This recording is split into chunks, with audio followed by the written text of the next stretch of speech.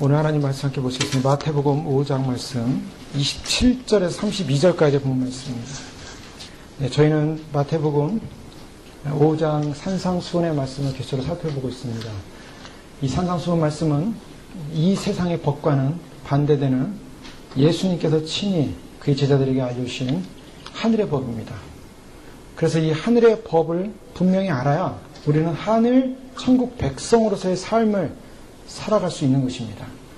그래서 이 세상 법과는 반대되는 개념이 있음을 저희가 팔복을 통해 살펴봤고요. 또 주님께서 그의 공생의 사역 시작을 하면서 주님은 바리새인과 서기관들의 가르침에 대항해서 주님께서는 특별히 율법의 말씀을 말씀하시면서 율법을 폐하러 오신 분이 아니라 율법을 완성하기 위해 오셨다. 이렇게 율법의 완성자로서 이미 주님께서는 그의 십자가의 죽으심을 통해서 그의 의식법, 즉 죄사함을 위한 희생의 제물의 제단에 십자가에 예수님께서 친히 제물이 되셔서 단 한 번의 제사로 모든 구약의 의식법을 마치셨습니다. 그래서 율법을 마치시고 완성을 하셨죠. 더 나아가서 주님은 이스라엘 백성에게 주어졌던 그런 영적인 시민법을 주님께서는 오늘날 교회 시대, 교회 사람들에게 결국 시민법이 영적으로 해당되는 것을 말씀하셨고, 더 나아가서 이제 도덕법적인 차원, 즉 도덕법적인 차원은 우리가 잘 알고 있는 바로 십계명의 말씀이라고 볼 수가 있습니다. 그래서 주님께서 하나님을 사랑하는 것과 또 이웃을 사랑하는 그러한 십계명의 계명 안에 모든 율법의 계명이 들어오는데 그 율법의 계명을 완성하고 지킬 것을 말씀하고 있습니다. 그러면서 우리 지난 시간에 너희 의가 서기관과 바리새인의 의보다 더 낫지 않으냐면 천국에 들어갈 수 없다라고 주님 말씀하신 것을 저희가 살펴봤습니다. 자, 바리새인과 서기관들의 의는 무엇이라 했습니까? 바리새인과 서기관들의 의를 따라가려면 우리는 과연 이길 수 있을까요? 이길 수 없을 거라고 그랬습니다. 왜냐하면 이미 그들은 앞서가 있습니다. 그들의 바리새적 열심은 일반 다른 당시의 사람들이 따라갈 수 없는 열심이었습니다. 그래서 바리새인은 존경받는 사람이었어요. 또 서기관들 24시간, 태어나면서부터 24시간 거의 하나님의 율법 말씀과 살아온 사람들입니다. 요즘 한국에서 무슨 유대인 교육법에서 쉐마 교육법이라는 거 많이 유행하고 있지 않습니까? 예전부터. 그 쉐마 교육법이 뭐냐면 들으라 이스라엘, 쉐마는 들으라입니다. 쉐마 이스라엘, 들으라 이스라엘인데, 즉 유태인들은 어머니 뱃서부터 율법, 토라를 듣죠. 그래서 회당에 가서 토라를 듣습니다. 아이가 태어나면 회당에 와서 어렸을 때부터 토라를 듣습니다. 히브리 말로 랍비가 이야기하는 토라를 듣습니다. 토라를 쭉 들으면서 자동으로 암송이 되는 거예요. 그래서 자라면서 어렸을 때부터 계속 성경 말씀을 듣고 자랍니다. 그 유대인들은 가는 곳마다 회당을 만들었고 그 회당을 통해서 토라의 말씀을 듣게 되는 거죠. 그런 유대인의 그런 반복, 들으라 이스라엘, 쉐마 이스라엘을 지금까지 예수님이 이 땅에 오시고 이미 승천하셔서 천국에 계시다가 이제 오실 때가 됐는데 지금까지 유대인들은 그 전통, 그 말씀을 순종하고 있어요. 그래서 지금 저 웨스트 LA 지역 가면 유대인들 많이 사는 데 있는데 거기 가보면은 사람들이 모자 쓰고 다니죠? 모자, 까만 모자 왜 씁니까? 머리를 가리려고 하는 겁니다. 머리를 왜 가리냐? 하나님은 하늘에 계시기 때문에 우리의 머리를 보면 안 되시니까 머리를 가리는 거예요. 겸손의 표현입니다. 그래서 모자를 쓰는 겁니다. 그리고 이마에다가 또 손에다가 성경 말씀을 두들 감았죠. 감은 걸 갖다가 감고 다니는데 그들은 그게 자랑입니다, 사실. 근데 그것이 의미가 퇴색돼서 그렇지 하나님께서는 그렇게 하라 그랬어요. 왜냐하면 말씀을 너희 미간에, 너희 손에 둘둘 말아서 애우라 그랬어요. 이스라엘 백성들은 그걸 그대로 하는 겁니다. 행위적인 차원. 자, 그들의 열심을 생각하면은 과연 우리가 바리새인과 서기관들의 의, 열심을 따라갈 수 있는가? 그들은 이미 앞서가 있습니다. 2000년을 앞서가 있어요. 또 구약시대를 앞서가 있습니다. 근데 그들의 열심을 따라갈 수 있느냐? 주님께서 오셔서 하신 말씀은 그들보다 더 잘해야 되고 더 많이 해야 되고 더 열심히 해야 된다의 개념보다는 주님 앞에서 주님께서 말씀하신 것은 영적인 의미죠. 그들은 그 행위가 있었지만 그 마음은 높지가 않았습니다. 마음은 높지가 않았어요. 그래서 그 행위적 차원을 하지 않았기 때문에 우리는 율법을 다 이뤘다라고 했던 서기관과 바리새인들의 그러한 선포, 니고데모가 예수님께 와서 또 다른 부자 청년이 예수님께 와서 영생에 가는 것을 물을 때, 영생에 가는 것을 들을 때 그들은 율법을 다 행했다라고까지 얘기할 정도로 자신이 있었습니다. 또 사도 바울조차도 그의 과거의 옛 생활 속에서는 자기는 바리새인 중에 바리새인이요 율법에 있어서는 완전한 자라. 자, 율법의 말씀대로 율법을 행했던 사람들입니다. 그런 의를 가졌어요. 근데 그런 사람보다 의가 높아야 된다는 것은 바로 그런 행위적 의가 아니라 바로 그 마음속에 담겨져 있는 의. 그래서 첫 번째 살펴봤던 내용은 살인하지 말라에 관한 것이었습니다. 그 살인하지 말라라는 말씀을 너희가 들었는데 너희가 살인하지 않았으므로 바리새인과 서기관들이 다 안심하고 있었죠. 저희들도 마찬가지죠. 저희가 만약에 살인을 행했다면 살인범으로 쫓길 것입니다. 얼마나 불안하겠어요. 또 잡히면은 아마 교수형 내지 아니면은 무기징역으로 징계를 받겠죠. 자, 사형을 행하지 않으면 우리는 지금 교도소에 없습니다. 그렇기 때문에 우리는 자유인이다. 나는 살인하지 않았다. 하나님 나는 의롭습니다. 저 교도소에 있는 저 사람 살인자보다는 나는 의롭습니다. 라고 할 수 있겠냐라는 거예요. 주님 말씀은 아니라는 것입니다.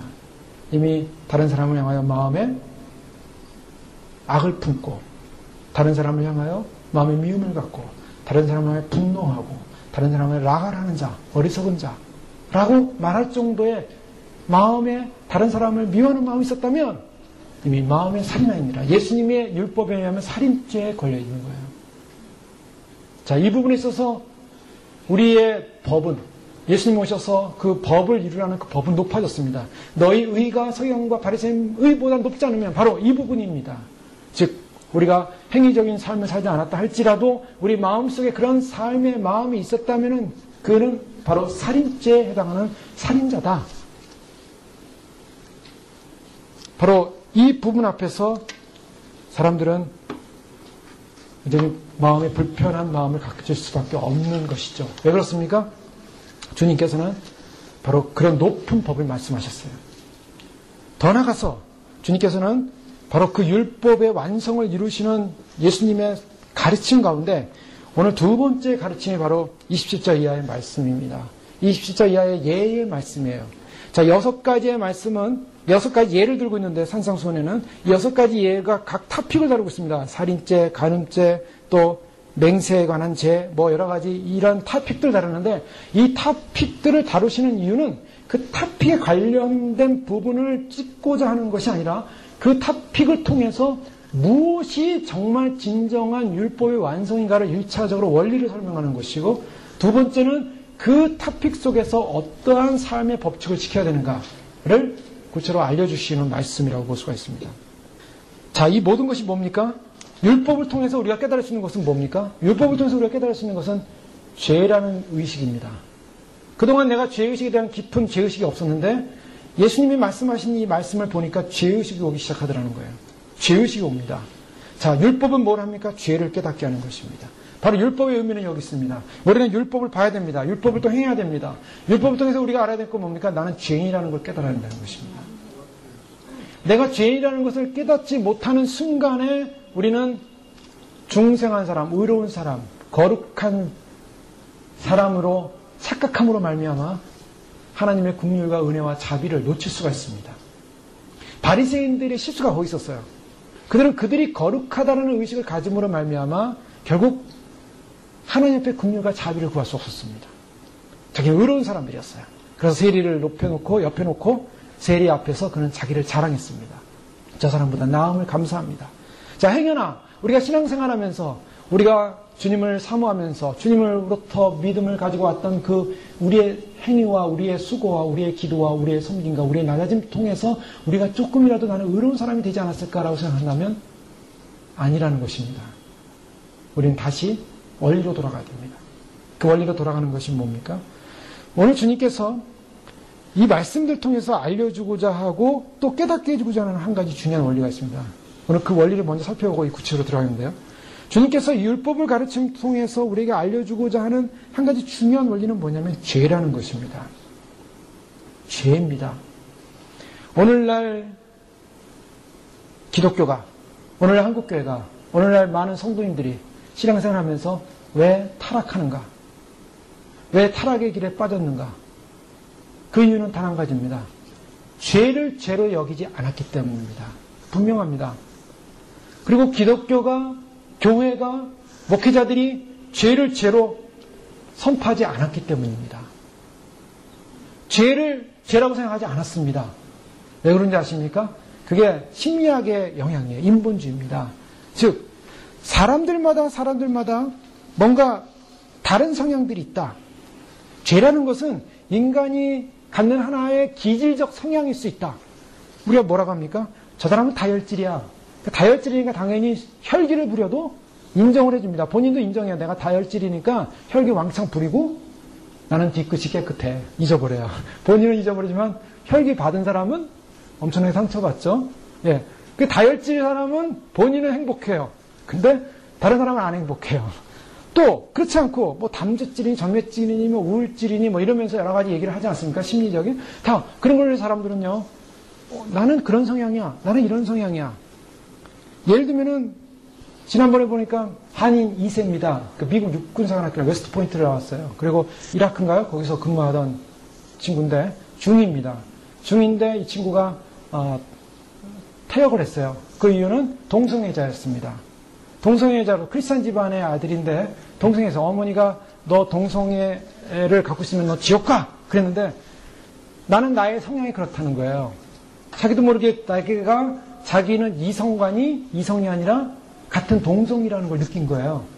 그래서 동성에 대한 이끌림을 받습니다. 그래서 자기 스스로가 나는 동성을 좋아할 수밖에 없게끔 태어난 존재다. 하나님 나를 그렇게 긍휼히 여기실 것이다. 그렇게 결정을 해버렸어요. 그래서 그는 커밍아웃 합니다. 사람들 앞에서 나는 동성애자다. 동성애자의 권위를 인정해달라. 나는 육군으로서 군 장교로서 계속 장교 근무를 하게 해달라. 이렇게 외치는 거 얼마 전에 신문에 나지 않았습니까? 자, 사람들은 뭐냐면 이제 미국 법이 뭡니까? 다른 사람에게 혐오를 주는 말을 하면 안 된다. 즉 뭡니까? 즉 동성애는 죄다라고 하면은 안 되는 그런 시대가 왔습니다. 법적으로. 그런데 왜 그렇습니까? 죄를 죄라고 하지 않는 세상. 이제는 죄를 죄라고 하면 안 되는 그런 세상이 와 있는데 왜 그런가? 죄라는 인식이 약해졌기 때문입니다. 죄라는 인식. 이 죄라는 인식이 사라지기 시작하면서 결국 문제는 뭡니까? 결국 타락하더라는 겁니다. 주님께서 오늘 지적하고 싶은 것은 바로 오늘 이 말씀의 토픽을 놓고 볼 때 이 말씀의 토픽을 주님은 어떤 것이 죄냐? 죄라는 것을 바로 바리새인과 서기관들은 행위적인 죄로 생각했습니다. 그래서 나는 간음하지 않았기 때문에 나는 의롭다라고 했습니다. 그런데 주님은 뭐라고 말씀하셨습니까? 나는 너에게 이르노니 음욕을 품고 여자를 보는 자마다 마음에 이미 간음하였다. 이 간음이라는 것을, 이 음란이라는 죄를 정의할 때 어떻게 정의했냐면 행위로서 행하지 않은 것을 해서 만족해서는 안 된다는 것을 정의하고 있습니다. 그것은 그 마음 속에 이미 음욕을 품은 러스트를 가진 마음이 있었다면 그것은 죄라는 것입니다. 자, 이런 부분 앞에서 사도 바울은 그가 자신도 예전에는 율법적으로는 의로운 사람이었다고 했다가 예수님을 만나고 나서 완전히 개념이 바뀌어버렸습니다. 예수님을 만나고 나서 자기가 의롭지 않다는 걸 발견했어요. 자기 죄인 중에 개수를 했습니다. 사도 바울이 무슨 죄를 이렇게 많이 졌습니까? 그가 물론 스데반을 죽이고 기독교로 핍박하고 성도들을 핍박하는 데 앞장섰지만 사실 바르게 살려고 자기 나름대로는 율법관을 살려고 했습니다. 또 더 나가서 그 예수님 믿고 나서 그 살인을 했습니까? 다른 무엇을 했습니까? 그럼 죄를 많이 안 졌어요. 죄를 많이 안 졌다고 볼 수 있음에도 불구하고 자기는 죄인 중에 기술을 했습니다. 왜 그랬습니까? 내가 다른 사람보다 겉으로 보기에는 아무런 행위적 잘못을 안 했지만 내 마음에 본질적으로 속해 있는 탐욕을 보게 된 것입니다. 주님께서 지적하시는 것은 너희가 어떤 행위를 했냐, 행위의 결과를 가지고 죄이냐 죄인이 아니냐를 가리기 아니라 더 깊은 기준이 있다. 그 깊은 기준이라는 것은 너희 마음속에 있는 탐심이라는 것입니다. 그래서 이 탐심이라는 죄가 우리 마음속에 있는 이상 탐심과 관련된 것은 전부 죄라는 것입니다. 그래서 나중에 보면요, 산상수를 보면 돈에 관한 얘기합니다. 재물과 하나님을 겸하여 섬기셨다. 왜? 탐심이 거기가 있으면 안 된다는 거예요. 또 오늘 말씀 속에서도 여기 여인을 보고, 왜 여인을 보는, 여자를 보는 여자만 이게 남자에게만 해당되냐? 아닙니다. 남녀 똑같습니다. 왜 그러냐면 바리새인과 서기관들이 다 남자들이었기 때문에 바로 그 바리새인과 서기관을 향해서 이야기했기 때문입니다. 이것은 모든 인간에게 해당되는 거예요. 모든 인간이 마음속에 자기 육체적 탐심을 갖고 있다면 그것은 죄다라는 것입니다. 죄가 죄인 것입니다. 그 죄에 대해서 주님은 지적하는 거예요. 자, 이 부분에 있어서 사람들은 나는 다른 사람보다 나는 문제가 심각하잖아. 나는 다른 사람하고는 다르게 나는 의로워. 나는 열심히 교회도 다니고 나는 열심히 예배도 드리고 나는 다른 사람이 행하는 그런 행위적 간음도 짓지 않고 나는 의로워. 나는 대단해. 라고 생각한다면 아니라는 것입니다. 그것은 우리의 마음속에 본질적으로 아직도 우리의 마음이 어둡고 우리의 마음속에 있는 죄의 원리, 죄성의 원리들을 가볍게 여기는 증거이기 때문에 위험할 수 있다는 것입니다. 사실은 우리의 인간의 마음속에는 탐욕이라는 그 탐심의 죄성이 누구에게나 자리 잡고 있습니다. 주님은 그걸 지적하는 겁니다. 이 죄는 끊임없이 존재하면서 예수를 믿고 하나님을 믿고 거듭났다고 하는 사람에게도 죄는 뿌리 뽑히지 않습니다. 이게 문제예요. 그래서 우리가 타락한 죄성을 그대로 갖고 있습니다. 타락한 죄성을 그대로 갖고 이 타락한 죄성이 우리로 하여금 계속 우리를 넘어뜨리고자 하는 그런 조건을 가지고 작동한다는 것입니다. 그래서 이 끊임없이 죄가 우리 안에 존재하면서 우리 영혼을 약화시키려고 하고요. 우리의 지성의 사고를 어지럽히고 올바른 판단을 못하게 하고 정당한 추론을 방해하고 그래서 우리의 정서를 뒤엉켜놔서 지성의 판단을 하지 못하게끔 만드는 것이 죄입니다. 그래서 죄에 들어가면요, 사람이 지성의 판단이 없어지는 것입니다. 영혼이 어둡게 되고, 그래서 은혜 안에 성장하지 못하게 하는 것이 바로 죄다. 주님께서 오늘날 이 땅 가운데 우리를 향해 말씀하시고 싶은 것이 뭔가? 이 땅은 어떤 문제까지 빠져 있는가? 이 땅의 문제는 바로 죄론에 대해서, 죄에 대해서 깊이 묵상하지 않았고 깊이 그것을 위험한 것을 인식하지 않은 것에 대한 결과이기 때문에 오늘 저희가 산상수훈의 말씀을 살펴보면서 우리는 이 말씀을 건너뛸 수가 없는 것입니다. 우리 이 말씀들의 의미를 살펴보면서 주님께서 정말 오늘 이 시대 가운데 버림받지 않아야 될 존재로 살기 위해서는 어떻게 해야 되는가? 이 죄론에 대한 분명한 발견을 통해서 죄에 대한 분명한 발견을 통해서 죄의 문제를 간과하지 않고 우리는 이것을 분명히 알고 경계하고 이겨나가야 됩니다. 그것이 주님께서 말씀을 주신 이유입니다. 그래서 죄를 이기라고 말씀을 주시고 죄와 상관없는 존재가 되라고 말씀을 주신 것입니다.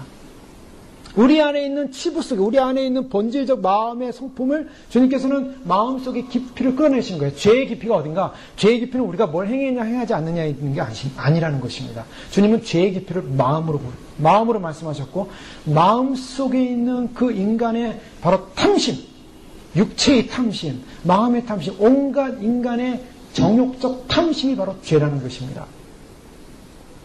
그 죄 문제가 우리 안에 있기 때문에 우리 안에 그 죄로 말미암아 그것을 해결하지 않으면 결국 안 되는 인간의 연약함을 갖고 있기 때문에 주님 앞에서 그것을 발견할 때 하나님 나는 정말 죄인 수밖에 없습니다. 애통할 수밖에 없습니다. 나는 하나님의 긍휼이 필요한 존재입니다. 하나님의 도우심이 필요한 존재입니다. 하나님을 의존하는 존재로 결국 믿음의 사람으로 그 죄를 통해서 주님 앞에 성숙하라는 말씀이죠.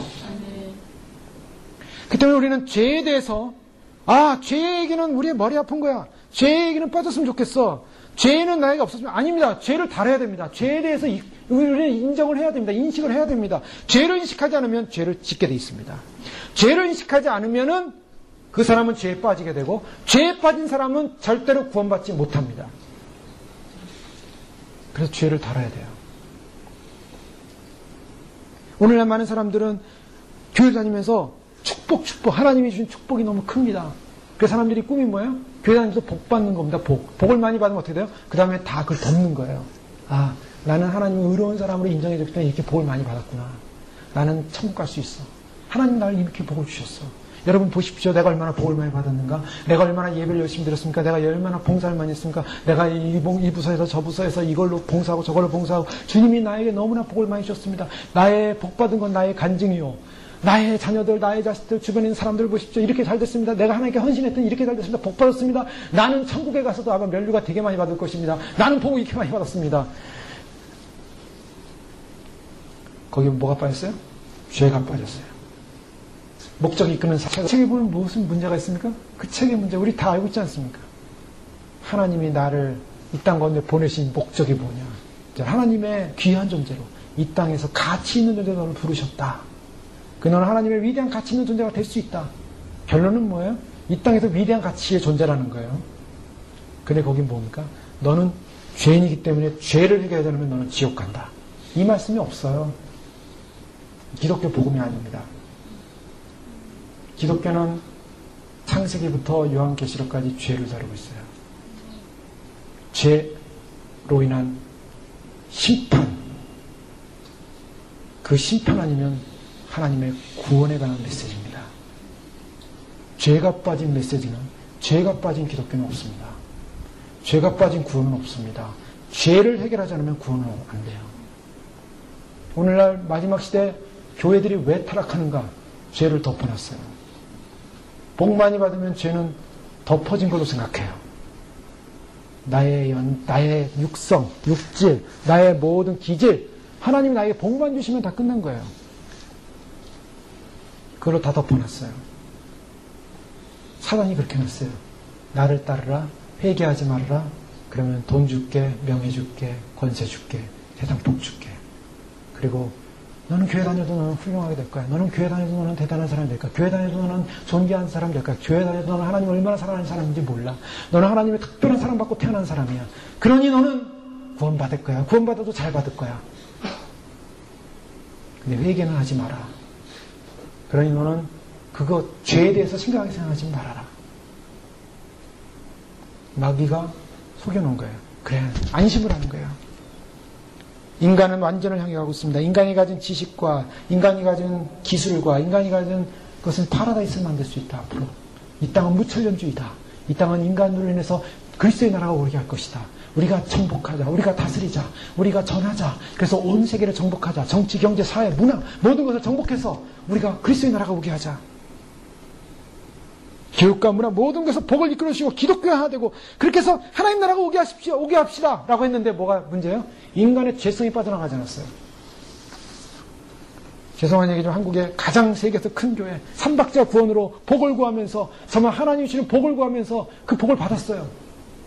그렇게 밤새 부둥켜 금식 기도하고 그 기도원에 가면 40일 금식 기도하는 분들이 얼마나 많은지 몰라요. 40일 금식하는 분들이 거하는 그런 기숙사 같은 방들이 다 있어요. 거기서 40일 주님의 은혜를 구하고 주님의 권능을 구하고 그렇게 해서 복을 받았어요. 세계에서 제일 큰 교회가 됐어요. 가장 많은 교사가 됐어요. 그런데 돈으로 무너지고 있어요. 돈으로. 권세, 명예, 돈 줄게. 날 따라와라. 얼마나 무서운 사실입니까? 죄가 사라지면, 죄 문제가 사라지면, 죄 문제를 해결할 것이 사라지면, 죄론에 대해서 깨닫지 못하면 인간은 자기도 모르게 죄와는 상관없는 삶을 살다가 그 죄 때문에 죽는 것입니다. 주님이 왜 십자가에 돌아가시기 위해서 이 땅에 오셨습니까? 죄 때문이었습니다. 주님이 죄 문제 해결하지 않을 이유였다면 이 땅에 오실 필요가 없었어요. 하나님의 아들이, 하나님께서 그 아들을 보내셔서 독생자 한 분밖에 없는 그 만왕의 왕이신 그 아들을 이 땅에 보내신 이유는 죄 때문이었어요. 이 죄 문제는 너무나 심각한 문제예요. 이 죄 문제 해결하지 못하면, 죄 문제 해결하지 못해서 수많은 기독교인들이 지옥에 떨어지고 있는 오늘날의 현실을 보면서 죄는 심각한 것입니다. 많은 사람들이 죄에 대한 심각성을 인식하지 않았기 때문에 정말 주님만 믿어주면 된다. 주님만 믿어주면 된다. 주님만 믿으면 교회가 구원받을 수 있다. 주님만 믿어주고 교회 다니면 하나님이 날 천국 인도할 것이다. 그 죄에 대해서 심각성을 느끼지 못했어요. 그런데 주님은 말씀하시는 거예요. 산상수훈을 통해서 너희가 다른 사람보다 행위적으로 의롭다고 해서 의로운 줄 아느냐? 너희 마음속에 그 탐욕을 뿌리뽑지 못하면, 그 죄악된 그 정욕을 뿌리뽑지 못하면 너희도 지옥불이다. 이것이 산상수훈의 말씀이에요. 저도 이 말씀을 준비하면서 참 마음에 주님, 이 말씀을 전하는 자나 받는 자나 여기서 자유한 자는 아무도 없습니다. 인간이라는 육체를 갖고 있는 사람들은 모두가 그런 죄의 문제에 걸려 있어요. 주님께서 인간의 마음을 뭐라고 표현하시냐면 주님이 말씀하신 거예요. 속에서 곧 사람의 마음에서 나오는 것은 악한 생각, 곧 악한 생각을 했어요. 사람의 마음에서 뭐가 나오냐면 악한 생각이 나온다 그랬어요. 그 마음에서 무슨 생각이 나오냐면 음란이 나온다 그랬어요. 도둑, 질, 살인, 간음, 탐욕, 악독, 속임, 음탕, 질투, 비방, 교만, 우매함이니. 자, 인간의 마음에서 뭐가 나옵니까? 선한 것이 나오고 있습니까? 의로운 것이 나오는 것이 있습니까? 거룩한 것이 나오고 있습니까? 인간의 마음 속에서는 이와 같은 죄악들이 나오고 있다는 거예요. 바로 죄가 어디 있는가? 죄는 무엇을 행했냐 안 했냐의 기준이 아니라 바로 죄는 우리 안에 있더라는 겁니다. 안에 있어요. 근데 이 죄는 아주 교활합니다. 마귀는 죄를 잡고서 어떻게 하냐면 너는 다른 사람이 볼 때 들키지 않은 죄를 졌기 때문에 너는 의로운 사람이야. 이렇게 의를 안심을 시켜놓는다는 거예요. 그게 죄의 교활성입니다. 우리는 여기에 많이 속아요. 우리가 주님 오심을 예배하면서 주님 앞에 설날을 기다리면서 가장 주님 오신다는 메시지 앞에 반응한 것이 뭡니까? 주님, 나는 죄인입니다. 이것입니다. 내가 죄인이라는 사실을 인식하지 못한 사람은 당당해요. 주님이 오실 테면 오셔봐라. 그런 사람들은 주님 오신다는 소식이 떨리지가 않아요. 두렵지가 않아요. 지옥불로 향합니다. 그러나 주님 오신다는 메시지 앞에 주님 나는 죄인입니다. 그동안 죄진 것이 왜 이렇게 많은지, 그동안 죄가 뿌리 뽑히지 않은 게 너무나 많은지 주님 앞에서 다 뒤돌아보니 죄덩어리입니다. 이런 절망감에 빠지는 사람은 희망이 있습니다. 왜요? 주님 앞에 무릎 꿇을 수 있기 때문에. 주님을 만나는 길은요, 거룩하신, 여기서부터 구원이라는 것은 하나님이 어떤 분이신가부터 시작하는 겁니다. 구원이라는 것은 내가 잘났고 대단해서 구원받는 게 아니에요. 하나님은 성결하시고 거룩하신 분입니다. 그 성결하신 거룩하신 분이 죄를 용납할 수 없기 때문에 죄를 지은 인생은 전부 다 지옥으로 가야 되기 때문에 그 죄를 씻기 위해서 주님이 이 땅에 오셨다는 이 사실을 인식하는 건 거기서부터 구원이 시작되는 거예요. 제가 한국에 있을 때 왕십리에 있는 경찰서에 가서 가끔 말씀을 전한 적이 있습니다. 뭐 교도소도 좀 가서 전한 적도 있고 경험이 좀 있었는데요. 경찰서에 이제 주기적으로 가서 말씀을 전하게 되는데 가서 경찰서 유치장 안에 들어가면 이제 갓 경찰들한테 잡혀온 죄수들이에요. 이제 아직 재판을 안 받고 그냥 옷도 그냥 입은 채로 잡혀온 사람들이에요. 그래서 그냥 마룻바닥에 이렇게 철창 안에 마룻바닥에 있습니다. 그러면 이쪽은 이제 여자 죄수들, 이쪽은 남자 죄수들. 근데 그 특이했던 것이 그 사람들 앉아있는 그 죄수의 철장 그 겉에는 뭐가 있냐면 죄명이 다 붙어 있어요. 근데 딱 죄명을 이렇게 보는데 너무나 익숙한 말들이에요. 간음, 살인, 사기, 뭐 이런 것들이에요. 폭행. 그래서 제가 말씀을 전하면서 하나님 앞에서는 여러분이나 저나 다 똑같은 죄인입니다. 저는 철장 밖에 있고 여러분은 철장 안에 있습니다. 그렇게 말씀을 이제 시작을 했던 기억이 나요. 우리가 볼 때, 주님 보실 때 어떻습니까? 죄라는 것이 내가 철장 안에 안 들어가 있고 내가 그 안에 안 들어가 있기 때문에 나는 의로운 사람이다. 지금 땅에 수많은 사람들이요. 저 교도소 안 간 수많은 사람들이 나는 죄를 안 진 사람이라고 생각하고 살아간다는 거예요. 왜요? 안 잡혔으니까. 저는 죄에 넘어가지 않았습니다. 만족합니다. 그는 기쁩니다. 그런데 주님이 뭐라고 말씀하십니까? 인간 안에 있는 숨어있는 죄의 그 부분을 주님 앞에 내놓으라는 것입니다. 그걸 인식하라는 것입니다. 그것이 죄의 교활성인데 죄는 또 어떤 마음을 갖고 있냐면 어떤 것이냐면 사곡이라고 해서 죄는 소위 말해서 본질적 의미를 갖다가 곡해버렸어요. 주님께서 오늘 음욕을 품고 여자를 보는 자마다 마음이 이미 가늠하였다고 하시면서 만일 내 오른눈이 너로 실족해 하거든 떼어내버리라. 내 백체 중 하나가 없어지고 온몸이 지옥에 던지지 않는 것이 유익하며. 자, 죄 때문에 어디에 간다고 합니까? 지옥을 말씀하고 있어요. 주님이 지옥 말씀하신 적이 흔하지가 않습니다. 잘 보셔야 돼요. 누구한테 하는 말씀입니까? 제자들한테 하는 말씀이에요. 죄 문제 쉽지 않아요. 크리스찬들은 지옥 갑니다. 그런데 지옥에 던져지기 전에 뭐라고 하십니까? 내 백체 중에 눈이 범죄하면 눈을 뽑아버리라 했어요. 오른손이 범죄하면 잘라버리라. 뭡니까? 죄에 대해서 어떻게 하라? 죄에 대해서 돌이키라는 것입니다. 죄를 끊어버리라는 것입니다. 죄를 끊어버리라. 그렇다고 해서 이 죄를 실제적으로 그러면 내 몸을 상해해야 될 것이냐. 그래서 이런 신학적인 혼란이 좀 있었어요. 그래서 오리겐이라는 유명한 중세 경건주의자가 있어요. 이 사람은 실제로 자기 몸에 상해를 입혔어요. 근데 그 상해를 입혔다 해서 그 사람이 죄성이 없어지냐? 그렇지 않다 그랬죠. 눈이 뽑히고 팔이 잘린 사람은 그다음에 다리로, 도박하는 사람이 팔로 도박했으니 팔 때문에 내가 도박을 하지 말아야지. 그 잘랐더니 다리가 하더라잖아요. 다리가 잘려나니까 다리 잘리고 나서 온몸이 하더라잖아요. 그러니까 인간의 죄성이라는 것은요, 없어지지 않는 이상에는 안 된다요. 어디서부터 나옵니까? 뿌리가 마음인데, 그 심령인데, 원래 하나님께서는 인간을 뭘로 만드셨습니까? 하나님의 형상으로 만들었어요. 이 몸은 하나님의 형상입니다. 하나님의 형상대로 만들었어요. 머리, 팔다리, 그 다음에 눈, 코, 입, 다 하나님의 형상이에요. 주님께서 성경에 보면 내 오른손으로 너를 도우리라. 하나님의 권능을 오른손이 나와요. 주님의 눈동자는 우리를 주무시지 않고 우리를 살피십니다. 주님 우리를 보고 계세요. 천국에 가면 수많은 눈들이 있을 거예요. 주님의 눈들. 주님이 온 땅을 감찰하셔. 두루 감찰하사. 주님은 다 보시고 있어요. 천사들 통해서 보고 싶은 아니라 주님 그분이 전능하신 분으로서 전지전능하신 분으로서 그냥 그것이 용어가 아니라 좀 우리를 보고 있는 거예요. 우리를 알고 계세요. 보시는 분.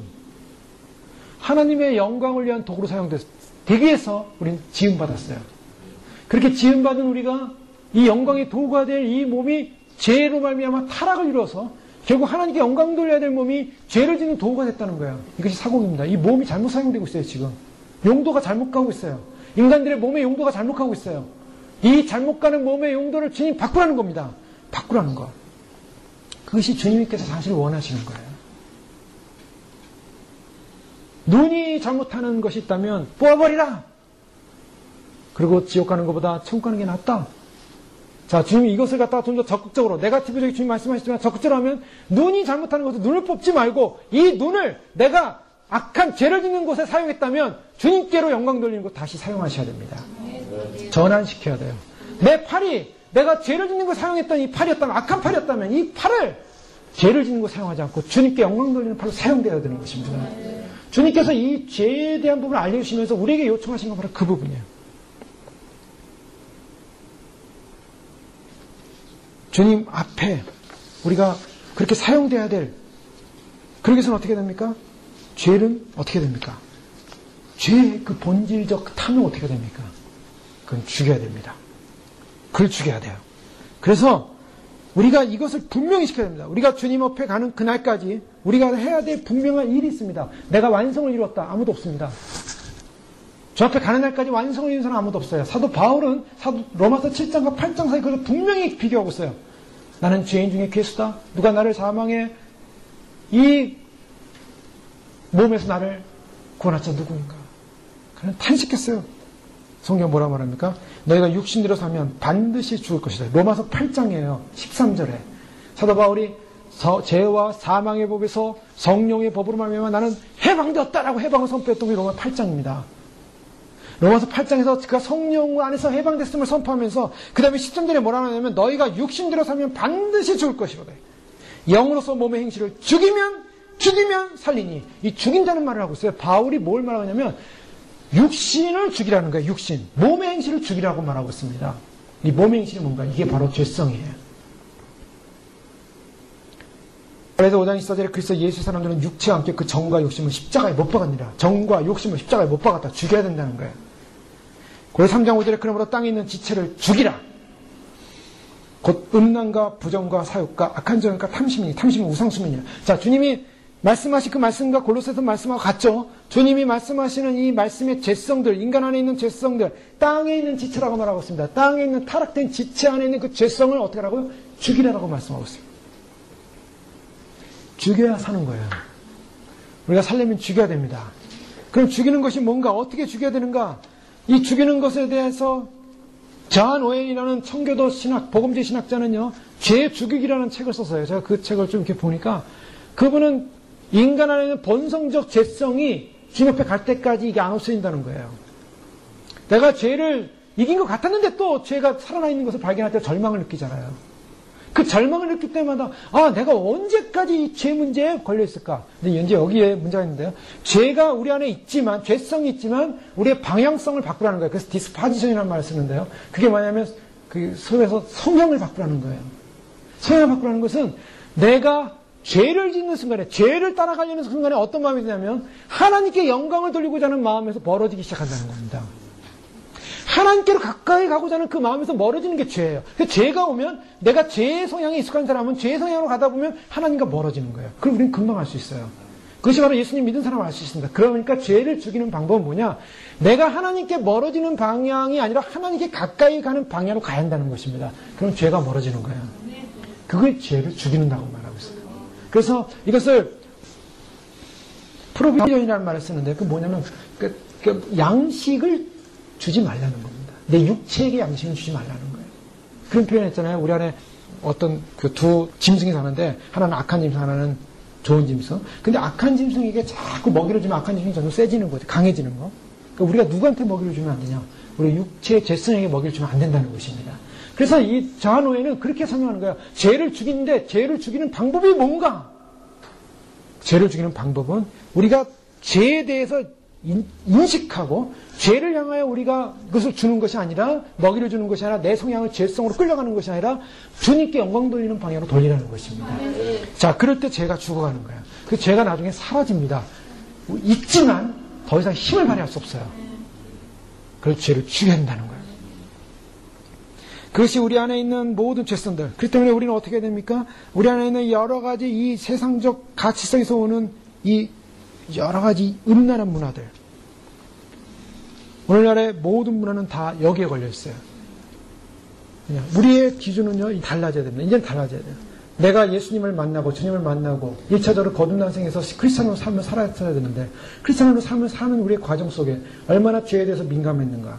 죄에 대해서 민감하지 못하고 두리뭉실 죄에 대한 인식이 없었고 죄에 대한 그런 각성도 없었고 죄에 대한 두려움도 없었고 그래서 내가 이 죄 때문에 지옥 간다는 그런 두려움도 없이 살았다면 주님 오신다는 메시지 앞에 주님이 오신다는 메시지 앞에 이 주님 오신다는 메시지 주님이 우리를 데리러 오신다는 이 사실이 얼마나 우리를 감격스럽게 하고 기대하게 되고 소망하게 합니까? 크리스찬의 꿈 아닙니까? 그런데 그 꿈이 있는데 그 꿈에 앞서서 우리는 두려워요. 왜요? 이 죄성의 문제가 남아있거든요. 이래서 이제 이 죄성의 문제가 다시 거듭나지는 겁니다. 주님 앞에 이제 선다면 여러분 사형 선고를 받은 사람 육체적으로 사형 선고 받았다고 생각해 보세요. 내가 이제 몇 개월 못 산다. 그 사람이 무슨 생각하겠습니까? 주님 만나기 위해서 하나님 만나기 위해서 내가 다음 세상에 가기 위해서 뭘 준비해야 되는가? 회개하는 거예요. 씻는 거예요. 용서하는 겁니다. 그거 외에는 없어요. 뭐 돈을 바라겠습니까? 명예를 바라겠습니까? 뭘 하겠습니까? 이제 없어요. 주님 앞에 서기 위해서 자기의 영혼의 문제에 관심 갖기 시작하는 거예요. 주님이 오신다고 할 때 주님이 오신다는 메시지는 우리로 하여금 뭡니까? 그동안 안일하게 살았고 죄 가운데 살았고 그냥 타락하며 살았고 그러면서 그게 죄인지 모르고 그것 때문에 내가 지옥 갈 줄도 모르고 그냥 하나님 나를 복 주시고 하나님께서 나를 구원할 거라는 막연한 기대 속에 살던 인생이 아니다. 주님 앞에 가려면 내가 거룩하니 너희도 거룩하고 너희가 거룩하지 않으면 너희는 나를 볼 수 없느니라는 말씀 앞에 걸려있는 거예요. 그러니 주님 거룩해져야 되겠습니다. 정결해져야 되겠습니다. 이 세상은요, 지금 타락된 이 세상은 지구 역사상 가장 타락한 세상입니다. 얼마나 이 매스미디어가 발달되어 있는지요. 지금은 옛날하고 비교가 안 되게 타락되어 있어요. 죄악이 관영했는데 노아 시대의 죄악의 관영하고 비교가 안 되게 이 시대는 죄악이 관영되어 있어요. 소돔과 고모라가 동성애를 인해서 망했다고 하지만은 심판받았지만은 지금은 그 소돔과 고모라 정도가 아니에요. 지금은 온 세상이 죄로 덮여 있어요. 죄로 새카매요. 죄로 새카기 때문에 어디를 가도 죄로 해서 오염될 수밖에 없어요. 우리 인생이라는 게. 그럼 이런 죄로 오염될 수 있는 밖에 없는 인생 속에 어떻게 하겠습니까? 주님 앞에 우리가 거룩과 정결을 이루고 산다는 것이 바로 빛된 삶이요. 이 빛된 삶은요, 보통 각오를 가지고 살지 않으면 안 되는 그런 지점에 와 있어요.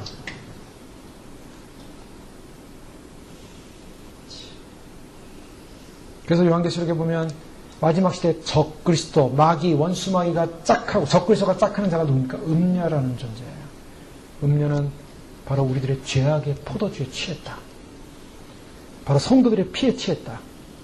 성도들이 거룩하게 사는 그것이 너무나 죄로 타락시켜야 되는데 거룩하게 사니까 그게 못 견뎌가지고 성도들 나중에 핍박하지 않습니까? 오늘날 우리가 주님 오심을 믿고 준비하는 거룩한 의의 백성들, 죄와 싸우고 죄의 본성과 싸우고 성결과 거룩을 위해서 믿음으로 달려가는 우리들에게 원수마귀는 공격합니다. 그러나 한 가지 분명히 믿으셔야 되는 것은 우리가 주님을 향하여 이 팔복의 마음, 내가 연약하다는 것을 인정하고 내 안에 죄성이 있다는 걸 인정하고 주님 앞에 주님을 바라보면서 주님께 예배드리고 주님의 그 우리를 만드신 바로 새 창조, 리크리에이션입니다. 우리를 다시 창조하신 그 창조의 본성을 향하여 달려가기 시작할 때 주님께서 우리를 도우시고 우리에게 함께 하시고 우리를 정결케 하시고 우리를 회복하게 되신 줄 믿습니다. 그 사실 믿으셔야 됩니다. 그래서 고린도전서 9장 27절에 바울은 내가 내 몸을 쳐 복종하게 하면 내가 남에게 전파한 후에 자기가 도리어 버림이 될까 두려워함이라. 사도 바울은 자기가 버림받을까 두려웠어요. 그래서 그가 위대한 사도였고 정말 주님부터 엄청난 계시를 받았고 그렇게 복음을 전했지만 사도 바울은 두려웠어요. 내 몸을 쳐 복종하게 하면 내가 남에게 전파한 후에 내가 도리어 버림이 될까 두려워함이라. 바울에게 두려움이 있었어요. 그래서 자기 몸을 어떻게 했다 그러는가? 쳐서 복종시켰다. 이 쳐서 복종시켰다는 것은 멍이 들 때까지 자기 몸을 쳤다는 거예요. 그 예전에 한 교회 소개해드리지 않았습니까? 말씀이 떨어지고 내가 이 말씀을 받아들이겠다면 자기 몸을 막 쳐요. 의지적으로. 내 몸을 쳐서 복종하면 주님 앞에서 주님 내 안에 나를 주님을 거역하고 주님을 따라가지 못하게 하고 주 앞에 죄를 향해 달려가는 그 모든 것들을 내가 쳐서 복종시킵니다.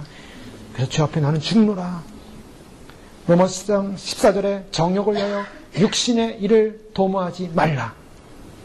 로마서 8장 13절 우리는 반드시 하라냐. 존 오웬이요 바로 이 말씀 구절을 가지고 그는 외쳤어요. 청교도 신학자들은요 우리 안에 있는 인간의 죄성을 드러냈습니다. 죄성을 막 드러냈어요. 왜 드러낸 줄 아세요? 살기 위해서. 죄성을 알아야 사는 거예요. 그걸 알아야 대적하는 거예요. 로마 8장 13절 너희가 육신대로 살면 반드시 죽을 것이로되. 얼마나 무섭습니까? 영으로서 몸의 행실을 죽이면 살리라. 자, 이것이 성령의 새 법으로 해방된 사람이 해방돼서 그것을 외쳤던 사도 바울이 말하는 거예요. 너희 눈이 범죄케 하거든 그걸 뽑아버리라. 그러면 거절하십시오. 우리가 문화에 대해서, 우리의 삶에 대해서, 우리의 삶의 모든 것에 대해서 우리가 거절해야 돼요. 우리가 하나님에 대해서 이제는 하나님 이것이 죄입니까? 하면은 거절해야 돼요. 하나님 앞에서 죄는 거절하고 하나님 앞에서 이것이 의로운 것이면 의로운 것을 따라야 됩니다. 바로 이것이 이제 우리에게 남은 숙제예요. 하나님을 거스려 살고자 하는 인간 마음의 성향을 약화시키는 이 모든 것. 그래서 정욕을 불러일으키지 못하도록 그 힘을 죽이면서 주님을 향해 달려가는 것. 이것이 바로 우리가 죄를 죽이고 믿음으로 싸워 승리하는 것입니다. 그래서 예수님께서는 그 실질적인 예로 이혼에 관한 문제를 하고 있습니다. 이혼에 관한 문제를 다루면서 예수님께서 인간의 죄성 때문에 생기는 문제라는 거예요. 그 인간의 죄성. 그 죄성으로 말미암아 결국에는 힐레파라는 샴마이파와 힐레파가 있었는데 힐레파가 좀 자유분방파였습니다. 아마도 그들이 아마 그것을 도전했던 것 같아요. 모세가 이혼을 하면 모세 이혼 증서를 주라 그랬는데 그럼 되는 거 아니냐라고 이제 얘기했을 때 예수님께서 어떤 걸 변호하시냐면 예수님께서는 마태복음 전체를 통해서 하신 말씀은 예수 다른 말씀하십니다. 하나님께서 아담과 하와를 만드셨다. 창조했다. 그리고 창조하시고 가정을 주셨다. 그러니 그것을 지켜라. 자, 그것을 지키기 위해서는 어떻게 합니까? 그것을 지키기 위해서는 용서와 사랑을 가져라. 이제 그렇게 예수님 말씀하시는 거죠. 그 결정적인 대표적인 예가 뭐였습니까? 구약에 나오는 호세아서입니다. 호세아서에 하나님의 아내가 누구였냐면 이스라엘이었어요. 구약에서는 하나님의 아내가 이스라엘이에요. 그 이스라엘이 굉장히 반열로는 높은 반열이죠. 하나님의 아내가 이스라엘이었어요. 이스라엘을 향해서 하나님께서 뭐라고 했습니까? 아내를 줬는데 그 아내를 호세아를 통해서 음란한 아내를 얻게 하는 과정을 통해서 하나님의 마음을 표현해요. 그 계속 세상을 향해 나갑니다. 세상을 향해 나갑니다. 데려오면 나가고 그렇게 변절하는 그 아내를 향해서 호세아를 향해 계속 데려오라고 했어요. 그것이 바로 하나님의 마음인 것을 표현하고 있어요. 결국 그것을 이야기하면서 결국 주님이 원하시는 건 뭐냐? 주님이 원하시는 것은 산상수훈적 사랑과 용서를 통해서 화합을 해야 된다라는 것을 강조하셨습니다. 강조하셨고 단 한 가지 예의 규정을 지금 두신 거예요. 예의 규정은 간음한 이유 하나가 있다면 간음한 것 때문에 간음한 이유라면은 그것이 가능할 수 있다. 즉 뭐냐? 정말 간음을 해서 떠나갔다면, 정말 간음에서 완전히 떠나갔다면 그건 할 수 없는 것이다. 라고 이제 정의를 해준 거예요. 만약에 이스라엘 백성들 향하여 하나님께서 계속 콜링을 하는데, 계속 콜링을 했는데, 몇 번씩 콜링을 해도 왔다 갔다 하면서 그 콜링이 나중에 응답하지 않고 정말 제약된 세상으로 가버리고, 정말 사단의 종으로 가버리고, 정말 세상으로 가버렸다면 잃어버리는 겁니다. 주님은 오늘날도 마찬가지입니다. 오늘날 교회를 향하여, 저희를 향하여, 주님께서 우리를 신부 삼으셨죠. 신부 삼으셔서 어떻게 했습니까? 계속 주님이 원하시는 건 그거예요.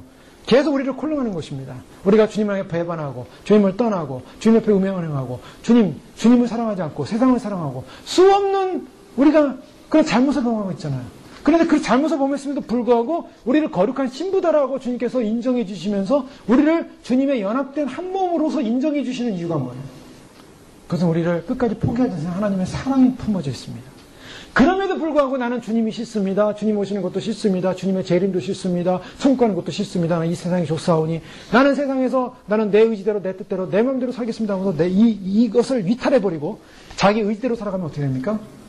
그거는 마지막 주님의 오실 때 결국에는 주님 앞에 설 수 없는 거예요.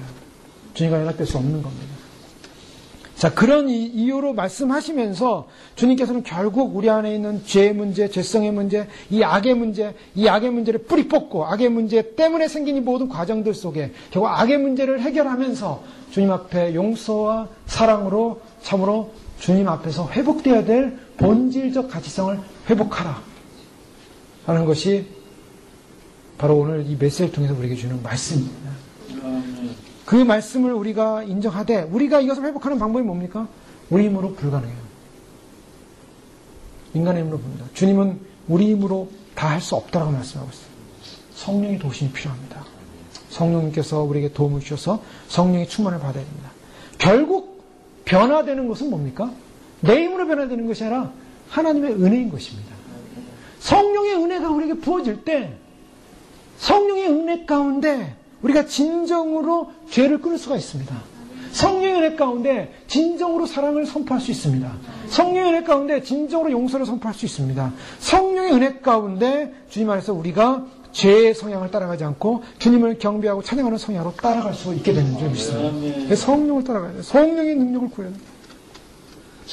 그래서 빌립보서는 사도 바울은 두렵고 떨림으로 너희 구원을 이루어야 된다. 너희 구원을 이루라. 라고 말씀하시면서 성령님을 의지하면서 계속적으로 그것을 바라볼 때 주님이 우리를 그렇게 인도하시는데요.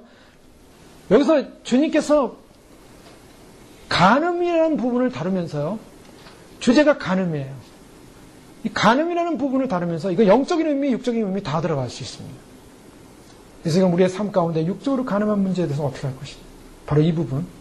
주님 말씀하시면서 누구에게는 이 간음이라는 이 정욕이라는 문제를 반드시 죽여야 되고 주님을 사랑하고 주님 앞에 경건과 거룩과 성결로서 주님 한 분만을 사랑하는 것, 영적인 간음도 끊어야 되고 육적인 간음 물론 끊어야 되고 주님 앞에서 우리가 영으로 육으로 거룩해지고 정결함으로 주님 한 분만을 사랑하는 그 모습으로 가야 되는데 간음죄는 무슨 죄입니까? 율법으로 하면 사형죄입니다. 어떻게 사용되느냐면 사람들 앞에 끌려나와서 돌에 맞아 죽었어요. 간음을 행하면 돌에 맞아 죽는 사형입니다. 그러니까 예수님께서 간음을 행하고 지옥 가지 말라고 하신 게 이 말씀이에요. 자, 간음을 행하면 지옥에 가게 돼 있어요. 간음을 행하면 지옥 가는 이 죄 앞에 그러면 간음을 안 행한 분들은 천국 갑니다. 그러면 간음을 안 행한 분들은 다 천국에 있고 지옥 간 분들은 다 간음을 행했기 때문에 간다. 이 말씀 앞에 우리는 두렵지 않습니까? 근데 저는 이 말씀을 쭉 보면서 한 장면이 떠올랐어요. 그 장면이 뭐였냐면 간음하다 현장에서 잡힌 여인이었습니다. 자, 이게 행위율법이에요. 행위율법은 뭐냐? 간음 그 자체로 죽어야 됩니다. 그런데 주님께서 오셨을 때, 예수님이 오셨을 때 행위율법보다 위 상위율법이 있었어요. 그 상위율법이 뭐냐면 은혜율법이에요. 예수님이 오셨을 때 가늠한 현장에서 잡힌 여인이 왔을 때 당신은 율법에 의하면 이 여인을 돌로 쳐 죽이라고 했는데 돌을 다 들고 있습니다. 어떻게 하시겠습니까? 예수님께서 거기서 하신 말씀이 있어요. 죄 없는 자가 먼저 돌로 쳐라. 그때 사람들이 아마도 침묵을 느끼면서 두려움을 느끼면서 자기 안에는 죄의 문제가 생각이 났을 거예요. 자기 안에는 죄의 문제를 생각하고 돌을 한 사람씩 내려놓기 시작했습니다. 돌을 던질 수가 없었어요. 그리고 돌 하나씩 놓고 거기를 물러가기 시작했어요. 왜요? 잘못하면 자기도 그 앞에 끌려 나올 수 있겠다는 생각을 하게 된 것 같아요. 그러니 도망갔죠. 그러면서 그 여인에게 예수님이 뭐라고 하셨습니까? 자, 온 세상 사람들 다 쳐다보는 앞에서 가늠의 현장에 잡힌 여인이었어요. 예수님께서 뭐라고 말씀하셨어요? 은혜의 언약, 은혜의 율법, 행위의 언약, 행위의 율법을 떠나서 은혜의 언약이 거기에 해당되는 나도 너를 정죄하지 아니하노니 가서 다시는 죄를 짓지 마라. 이게 은혜의 언약입니다. 자, 이것을 남발할 수는 없어요. 아, 그래, 주님 다 용서해 주시지. 그건 아닙니다. 그러나 정말 예수님 앞에 우리가 무릎을 꿇었다면, 그래서 주님, 내가 죄 때문에 주님 죽어야 될 죄인이라면 주님의 긍휼을 구합니다. 주님의 은혜를 구합니다. 그 진지한 주님의 긍휼과 은혜 앞에서 주님이 우리가 살아있는 동안 뭐라고 말씀하실 것 같습니까? 너는 끝났어. 용서받지 못해. 지옥 가. 그건 아직 아니에요. 만약 끝난 사람이라면은 그렇게 긍휼을 구할 때 주님께서 받아주지 않겠죠. 그런데 주님은 오시기 전, 우리가 죽기 전, 육체로 살아 죽는 다음에 죽기 전, 그러나 우리는 죽을 시간이 없어요. 주님 곧 오시기 때문에 주님 오실 때, 오시기 전 주님께서 우리에게 약속하신 말씀이 있습니다. 뭐냐면, 주님, 내가 주님 앞에 죄인입니다. 촌문 자가 먼저 치라고 했을 때 그 촌문 자에 내가 속할 수가 있고 돌든 자에 속할 수가 있고 그 현장에 잡힌 자로서 앞에 갈 수도 있고 다 죄인입니다. 주님 뭐라고 말씀하십니까? 난 너를 정죄하지 않겠다. 근데 중요한 조건이 있어요. 가서 다시는 죄를 짓지 말라. 이것이 주님께서 우리에게 주신 은혜의 약속인 줄 믿습니다. 주님 오시기 전까지 우리가 해야 될 일이 무엇이겠습니까? 주님 앞에 1차적으로 우리는 정직해야 될 필요가 있는 것입니다. 주님, 나는 죄인입니다. 누구 앞에서든 사람과의 관계에서든 그것은 다 필요 없고 나와 주님과의 관계 속에서 주님 앞에서 나는 죄인입니다. 우리는 다 죄인일 수밖에 없는 존재 아니겠습니까? 주님 앞에 죄를 고백하시고 주 앞에 엎드려 정직하게 겸손한 회개를 통해 주의 긍휼을 구한다면 주님이 오늘 이 시간에 말씀하실 줄 믿습니다. 아멘. 나도 너를 정죄하지 않겠다. 주님이 우리의 모든 지은 죄에 대해서 정죄하지 않으심을 선포하시고 말씀하실 것입니다. 아멘. 다시는 가서 죄를 짓지 마라. 이것이 은혜의 언약인지 믿습니다. 그 언약을 붙잡으시고 주님은 용서하시기 위해서 우리에게 기회를 주시는 겁니다. 용서하기 위해서 긍휼의 길을 마지막으로 주고 계신 거예요. 주님을 만난 그 순간부터, 주님과 교제하는 그 순간부터, 주 앞에 선 그 순간부터 다시는 죄를 짓지 않는, 그래서 죄를 이기는 주님 나의 모든 삶, 나의 모든 인생, 베드로전서 1장 15절에 오직 너희를 부르신 거룩한 이처럼 너희도 모든 행실에 거룩한 자 되라. 주 앞에 거룩한 자로 결정하겠습니다. 주 앞에 무릎 꿇습니다. 주님 긍휼을 베풀어 주시옵소서. 주님 불쌍히 여기시옵소서. 용서의 자리에서 주 앞에 무릎 꿇습니다. 돌 맞아 죽어야 할 인생이었습니다. 부끄러움 받아 벌거벗긴 채 지옥불로 떨어져야 할 존재였습니다. 주님 지금 용서받지 못한다면 우리는 지금 환란에 떨어질 것입니다. 대환란에 떨어져서 거기서 지옥불에 산채로 들어가게 될 것입니다. 오 주님 앞에 구원받는 길, 구원한 비길 단 한 가지밖에 없습니다. 이 죄성을 갖고 태어난 인생, 이 죄의 문제로서 고민하며 그것이 고민스러웠을 때 참으로 그 죄를 끊었어야 되는데 그렇지 못하고 죄에 탐닉해서 죄를 죄로 여기지 않으면서 주님께서 적당히 용서해 주겠다는 그 적당죄에 빠졌던 수많은 죄들 주님 오늘 이 밤에 주님의 거룩한 보혈의 은혜로 거룩한 주의 능력으로 주의 거룩한 심판의 칼 앞에서 아버지 용서받게 해주시고 주님께서 선포하시는 선고를 듣게 하여 주시옵소서.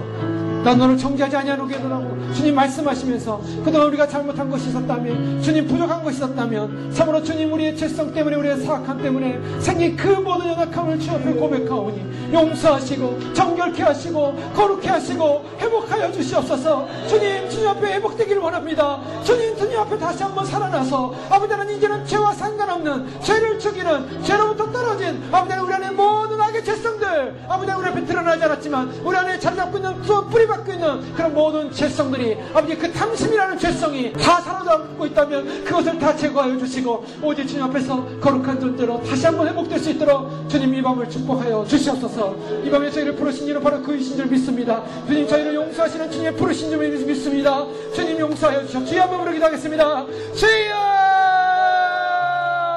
주여 주여 우리의 어물가지를 용서하여 주시옵소서. 아버지 하나님 참으로 주님 다루시기 어려운, 아버지 하나님 참으로 말하기 어려운, 아버지 하나님 참으로 인간의 본성 안에 숨어져 있는 수많은 죄의 문제들을 주님이 아십니다.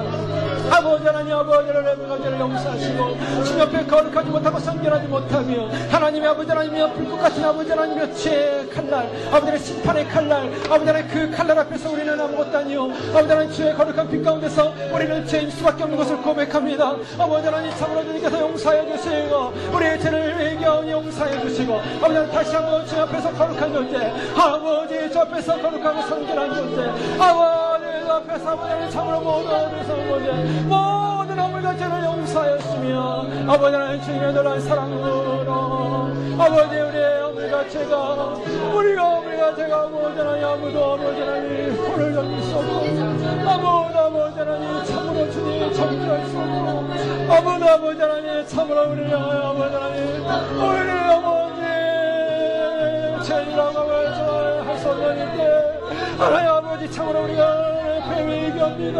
주님 아버지 하나님 수많은 아버지 하나님 마음의 죄악들, 아버지 심령의 죄악들, 아버지 하나님 더러움의 죄악들, 아버지 하나님 그리스도의 불로 아버지 하나님 아버지 하나님 거룩한 성령의 능력으로 성령의 은혜로 아버지 우리를 정결케 하사 아버지 하나님 주를 바라보게 하시네. 아버지 하나님 아버지 하나님 아버지 죄성을 용서하시며 지혜의 보혈, 생명의 보혈, 하나님 구원의 보혈, 하나님의 놀라운 은혜의 보혈, 말씀의 보혈, 생명의 진리의 보혈, 주님이 용서하지 않으면 은혜 참으로 내 죄악 가운데 영원히 죽을 수밖에 없는 영원한 사형죄 가운데 아버지 하나님 우리를 죽을 수밖에 없는 죄인이었습니다. 아버지 하나님 수많은 아버지 하나님 죄인들이 지옥의 울부짖음이 아버지 하나님 남이 울부짖음이 아니라 아버지 우리가 죄와 사모하는 죄성을 존재드렸습니다. 아버지 하나님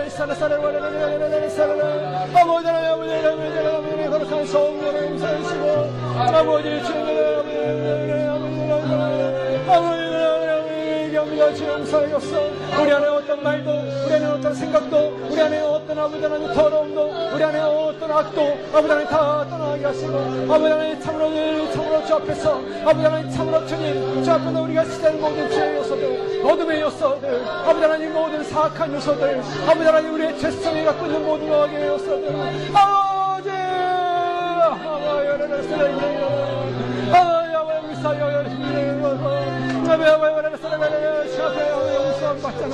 주님 용서함 받지 않으면 주님 용서함 받지 않으면 성화 주님을 어떻게 하나님의 극한 사랑